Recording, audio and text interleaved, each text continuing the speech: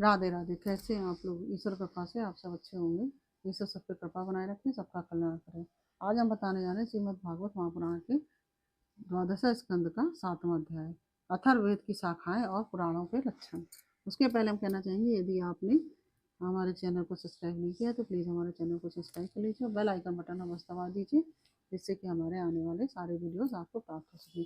यदि आपको कथा अच्छी लग रही है, समझ में आ रही है, तो वीडियो को लाइक से अवश्य कीजिए और कमेंट में राधे राधे अवश्य लिखिए। चलिए अब चलते हैं कथा की तरफ।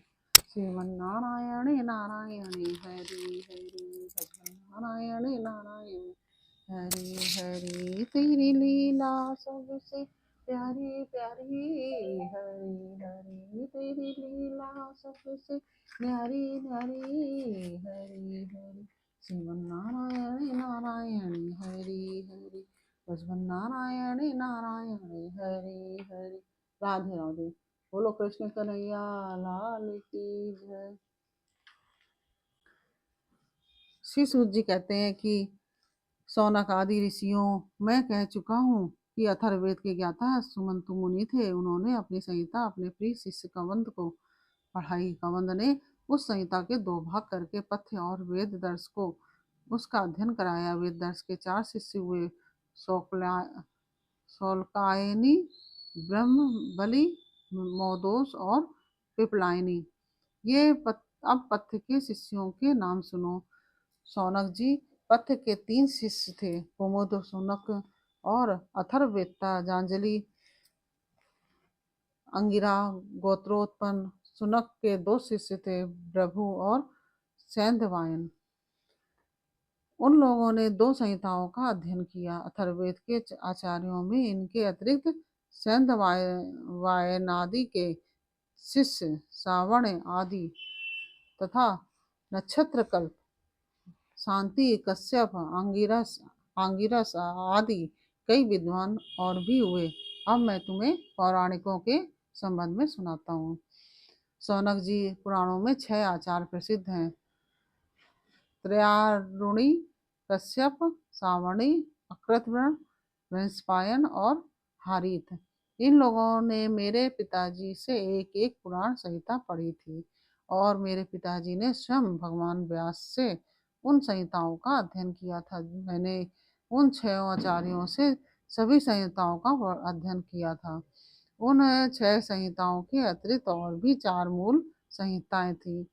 उन्हें भी कश्यप, सावणी, परशुराम जी के शिष्य अकृतवर्ण और उन सबके साथ मैंने व्यास जी के शिष्य श्री रोमहर्षण जी से, जो मेरे पिता थे, अध्ययन किया था।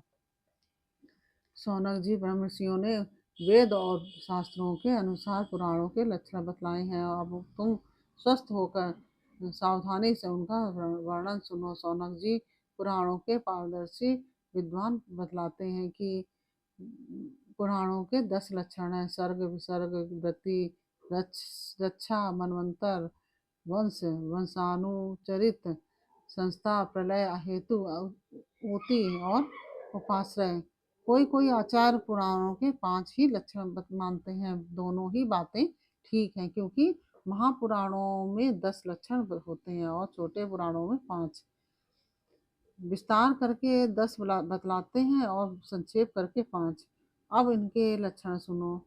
जब मूल प्रकृति में 3 गुण क्षुब्ध होते हैं, तब मह तत्व की उत्पत्ति होती है। मह तत्व से तामस, राजस और वैकारिक, सात्विक, वैकारिक मतलब सात्विक, 3 प्रकार के अहंकार बनते हैं। त्रिविध अहंकार से ही पंच तन्मात्रा, इंद्रिय और विषयों की उत्पत्ति होती है। इसी उत्पत्ति क्रम का नाम सर्ग है। परमेश्वर के अनुग्रह से सृष्टि का सामर्थ्य प्राप्त करके महतत्व आदि पूर्व कर्मों के अनुसार अच्छी और बुरी वासनाओं की प्रधानता से जो यह चराचर शरीरात्मक जीव की उपाधि की सृष्टि करते हैं, एक बीज से दूसरे बीज के समान, इसी को विसर्ग कहते हैं। चर प्राणियों की अचर पदार्थ वृत्ति अर्थात जीवन निर्वाह की सामग्री, चर प्राणियों के दुग्ध आदि भी। इनमें से मनुष्यों ने कुछ तो स्वभाववश कामना के अनुसार निश्चित कर ली है और कुछ ने शास्त्र के आज्ञानुसार। भगवान युग युग में पशु पक्षी मनुष्य ऋषि देवता आदि के रूप में अवतार ग्रहण करके अनेकों लीलाएं करते हैं। इन्हीं अवतारों में वे वेद धर्म के विरोधियों का संहार भी करते हैं। उनकी यह अवतार लीला विश्व की रक्षा के लिए ही होती है, इसलिए उनका नाम रक्षा है। इसलिए उसका नाम रक्षा है। मनु देवता, मनुपुत्र, इंद्र, सप्तऋषि और भगवान के अंशावतार, इन्हीं 6 बातों की विशेषता से युक्त समय को मनवंतर कहते हैं। ब्रह्मा जी से जितने राजाओं की सृष्टि हुई है, उनकी भूत, भविष्य और वर्तमान कालीन संतान परंपरा को वंश कहते हैं। उन राजाओं के तथा उनके वंशधरों के चरित्र का नाम वंशानुचरित है। इस विश्व ब्रह्मांड का स्वभाव से ही प्रलय हो जाता है। उसके 4 भेद हैं: नैमित्तिक, प्राकृतिक, नित्य और आत्यंतिक। तत्वज्ञ विद्वानों ने उन्हीं को संस्था कहा है। पुराणों के लक्षण में हेतु नाम से जिसका व्यवहार होता है वह जीव ही है, क्योंकि वास्तव में वही सर्ग विसर्ग आदि का हेतु है और अविद्यावश अनेकों प्रकार के कर्म कलाप में उलझ गया है। जो लोग उसे चैतन्य प्रधान की दृष्टि से देखते हैं, वे उसे अनुसयी अर्थात प्रकृति में शयन करने वाला कहते हैं, और जो उपाधि की दृष्टि से कहते हैं वे उसे अव्याकृत अर्थात प्रकृति रूप कहते हैं। जीव की वृत्तियों के 3 भाग हैं। जीव की वृत्तियों के 3 विभाग हैं: जागृत, स्वप्न और सुषुप्ति। इन अवस्थाओं में इनके अभिमानी विश्व तेजस और प्राज्ञ के मायामय रूप में प्रतीत होता है, और इन अवस्थाओं से परे तुरीय तत्व के रूप में भी लक्षित होता है। वही ब्रह्म है। उसी को यहाँ उपाश्रय शब्द से कहा गया है।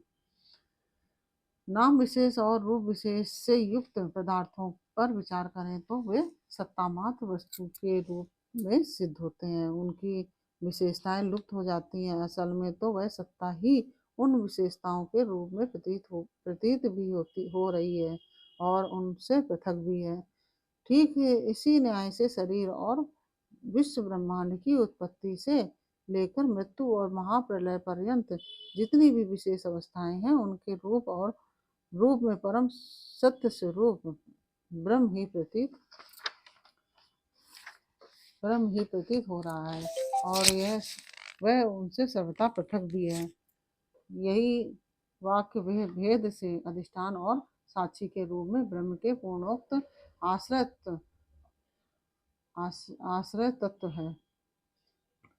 जब चित्त स्वयं आत्मविचार अथवा योगाभ्यास के द्वारा सत्व गुण, रजोगुण, तमोगुण संबंधी व्यवहारिक वृत्तियों और जागृत, स्वप्न आदि स्वाभाविक वृत्तियों का त्याग करके उपराम हो जाता है, तब शांत वृत्ति से तत्वमसि